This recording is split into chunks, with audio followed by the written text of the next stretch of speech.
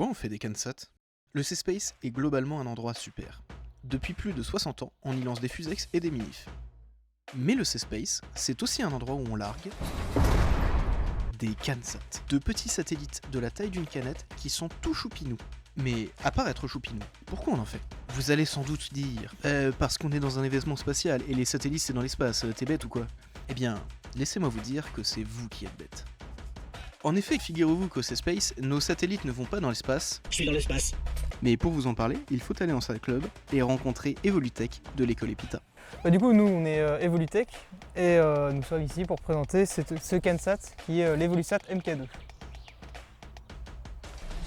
Le concept de concours CanSat, c'est de larguer un petit objet à partir d'une hauteur à peu près de 120 mètres en réalisant certaines missions imposées par le concours C-Space. Ok, super, mais du coup, si ça va pas dans l'espace, pourquoi vous faites ça? Du coup, la mission principale de cette année, c'était de réaliser une séparation avec notre CanSat.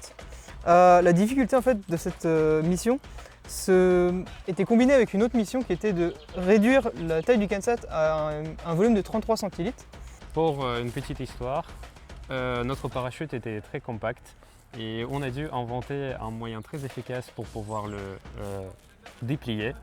Le moyen de le faire, ça s'appelle le scotch double face. Une fois le CanSat terminé, il faut aller le contrôler. Globalement, sur les contrôles qu'on peut faire sur le CanSat, c'est sur récupérer des données avec les différents capteurs, mais aussi s'il y a des actions à faire, comme là la séparation, nous avons juste le contrôle sur la séparation, mais après, le déplacement du CanSat n'est pas réellement contrôlé, il est plus contrôlé par le vent ou d'autres facteurs comme ça pendant le vol. Et ensuite, il faut se rendre en ZAS, une terre de bonheur et de joie, où les fusées côtoient les drones et les tourelles de détection. Mais c'est aussi là que se déroule le largage des CanSat par un drone suffisamment gros pour transporter des litres de café, mais aussi capable de soulever les satellites et les larguer à 120 mètres de hauteur. Une fois le CanSat largué, il redescend sous son petit parachute en effectuant ses différentes missions.